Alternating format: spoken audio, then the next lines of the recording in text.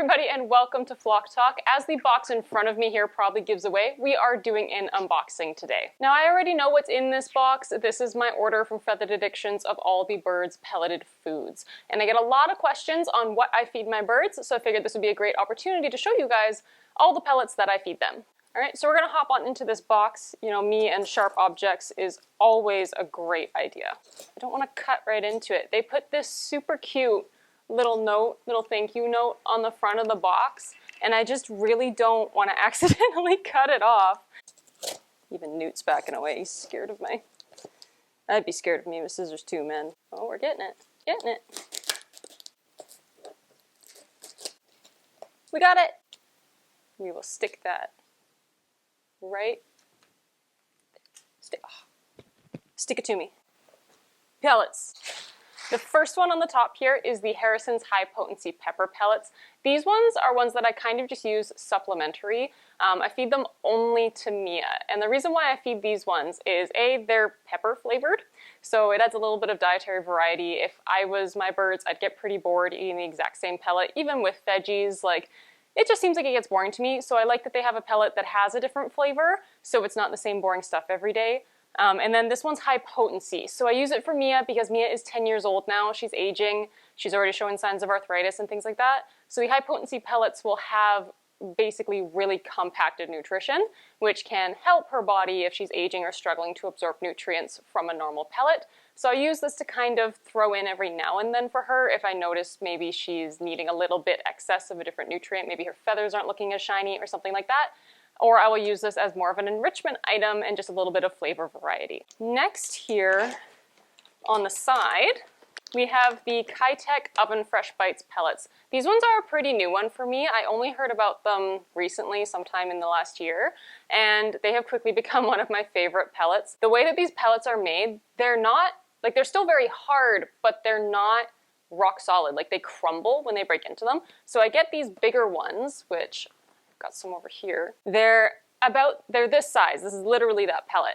And you'd think I would have bought these for him, but I actually got these again for Mia because she's getting older. She's not having the energy required to play and keep her beak down naturally. So I got the jumbo size pellet in this specific brand because even though it's large, it's not rock solid. She can break it quite easily, and that will help keep her beak down because now she's having to chew and actually crush this into pieces that she can swallow. But it's not so hard that it's going to be off-putting for her or super tiring for her. So it just keeps her beak healthy in a way that helps with her aging body and her kind of running a little lower on energy some days. You can have that pellet back, Barry. Next up, we have two from the same brand. I go through a lot of this one, and this is where things are kind of getting sad for me because Newt has been allergic to soybean for quite a while. Originally, he was allergic to soybean, and we kind of thought it was an allergy, like we weren't 100% sure what it was. He was plucking his feathers really bad, and we changed a ton of things, including reducing soybean in his diet, and we found that that had helped. But we changed so many other things at the same time to help reduce the plucking that we couldn't isolate it to being that one factor that changed. And recently I gave him, it was a little tiny amount of these, just as a treat, which has a lot of soybean in it, and he broke out into the worst sneezing fit ever. It lasted for 2 days, where he was just sneezing back to back, and it was honestly terrible to watch and manage and deal with, but he's all good now, and we've figured out that he is very allergic to soybean. And these pellets used to be one that I would feed him a lot. I like to feed multiple pellets to each of my birds instead of just one specific brand, because if something gets recalled, you know, birds will not take to a new flavor very easily, so I'd rather have a backup. So say if they're eating both of these pellets and this one gets recalled, they still have a pellet that they can eat instead of me having to go back to seeds or something because they're going to refuse a new pellet that I'm having to put them on temporarily.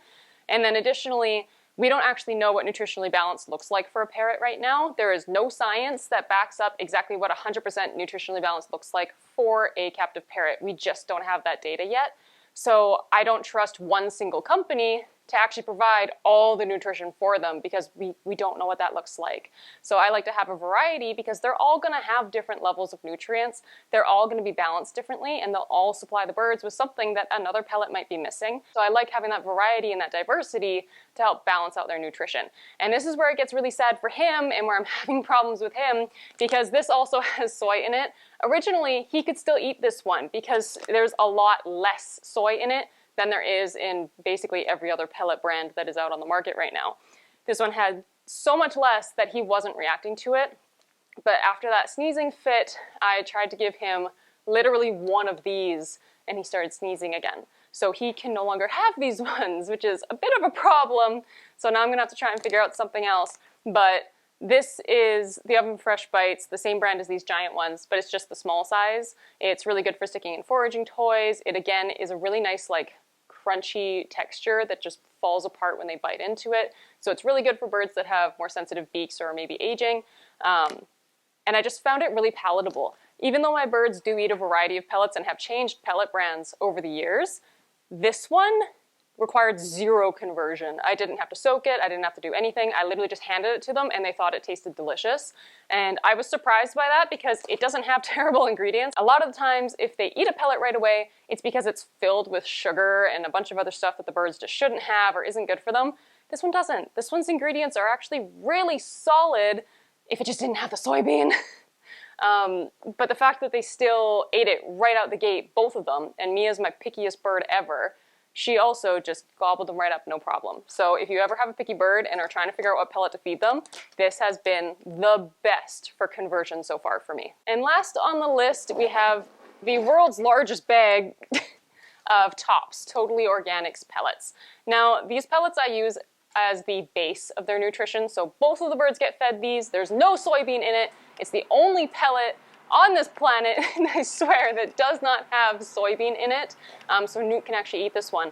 The issue I have is that supposedly this one doesn't have sufficient vitamin D3 in it, so I'm going to have to be speaking with Newt's vet as soon as we can get an appointment and trying to figure out what we can do for him in that regard, because he may not be able to only have this. It's possible that he wouldn't be getting enough vitamin D3 through other parts of his diet, and the pellet might not be supplementing him with enough either. So it's going to be a little tricky, but this is a pellet that is really good in terms of ingredients. However, even on its website, it doesn't list it as being nutritionally complete. Whether they do that because scientifically we have no idea what nutritionally complete looks like, or they do that to kind of cover their legal bases with, you know, not having feeding trials confirming the birds can survive on it completely, is unknown. Otherwise, in terms of ingredients and things like that, it is a really solid pellet. There's no added dyes or anything like that. It's like majority just really wholesome food ingredients, which are fantastic to see. You got wholesome grains instead of fillers like oats and corn. You have millet, you've got barley, and you've got those good wholesome grains in making up the bulk of the pellet. Are you good into the hair cave? Okay. So instead of it being filled with a lot of those more cheaper fillers that you'll find in things like Harrison's, where you're going to find the soybean and you're going to find the corn, this will use a lot more of those hardy grains that will have a lot more packed dense nutrients in it. So that's why I really love this company. I will say though, this pellet is very difficult to get birds to eat, at least in my experience. It took a really long time for my birds to want to eat this. And I mean, in my mind, if you were to have like a child and put McDonald's in front of them or put, you know, a salad, they're probably going to eat the McDonald's right away, right? So the fact that they didn't want to eat this probably tells me that it's healthy for them, you know? But that being said, I don't use it as the exclusively only pellet that my birds can eat, and that's just out of personal preference and because we don't know and the site itself doesn't list it as being nutritionally balanced. So I'm hesitant to use it as a sole pellet for any bird. Now in terms as to how they all get fed this, so Newt at the present moment, because things are having to change, can only eat this pellet. He will have an allergic reaction to every other pellet out on the market except for this one. So Newt will get about a teaspoon of this scattered throughout foragers in the room to get him moving, keep him occupied, make it more interesting, since he can't have different textures and flavors to make his meal a bit more fun. So all of his food gets hidden in foragers. He gets a teaspoon in the morning, it gets scattered around. Then I usually have another teaspoon of pellets or seeds that I will use for training. And then in the evening, he'll get another teaspoon scattered in the foragers for him to go find. So he eats around 3 teaspoons, sometimes 4, depending on the time of year. Mia, on the other hand, she gets basically free-fed at this point. She's getting older, she doesn't overeat, whereas Newt does have a problem with overeating and putting on excess weight.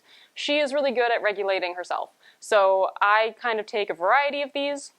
I'll take like a teaspoon of each and I will fill her foraging mat and her bug and out puzzle feeder, and I will feed her separately from Newt, so that way she can have some fun, she can forage, she can search for it, and she has a variety of pellets that are out on the plate for her to choose from. And although you'd think, if they don't like this one very much, sorry bud, and although you would think that if they don't like this one very much that she might only eat these, she doesn't. She does have days where she's like, oh, you know, I'd like a little bit of this, and I'd like a little bit of that.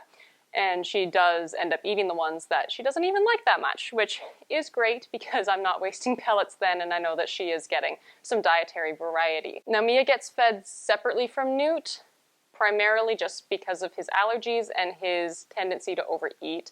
Originally, they did both just get all the pellets put in foragers in the room. They both foraged for the amount that they needed, but we found out pretty quickly that Newt was eating more than his fair share. He was putting on excess weight, so now Mia does have to be fed outside of the bird room to keep all of these soybean allergies away from Newt and to keep Newt away from her food and make sure that he's only eating the amount that he is supposed to be. On top of this, my birds do not only eat pellets, they do need a lot of fresh fruits and vegetables and things like that, so I will make a bulk batch of chop, which I just did yesterday actually, and that is a mixture of a whole ton of different vegetables that I use a food processor to chop into tiny pieces, and then they will get about 2 tablespoons of that, just popped into the bird room. That is free fed. I don't really measure out how much they can get from there, and on top of the vegetables, I'll usually grate like a cuttle bone on top of it to get excess calcium in there, since somebody that is tiny and blue needs a little excess calcium and she sometimes struggles to just eat the cuttle bone normally, whereas this guy does regulate his calcium quite well and will just eat the cuttle bone when he needs it. And that's pretty much it as far as their diet goes. Once you get a good rhythm with your routine and how it's going to work for you and your birds, it's not too complicated to maintain. I overcomplicate things quite a bit by using this many pellets. You could just use one. You don't have to use multiples. It's just my personal preference. And, you know, it's just what works best for my birds at the moment. If anybody does know of another soybean-free pellet other than Tops, let me know, because he needs it. And I'm going to go talk to the vet as soon as we can book an appointment. And it's hitting the point where I might just have to make my own pellet because I can't. The only other soybean-free pellet I could find had maple in it, and my wife is like anaphylactic allergic to maple syrup, because of course it would work out that way. But that is it. I hope this gave you the information that you guys were looking for, and that's all I got for you. So thank you guys so much for watching, and I'll see you all in the next one. Bye!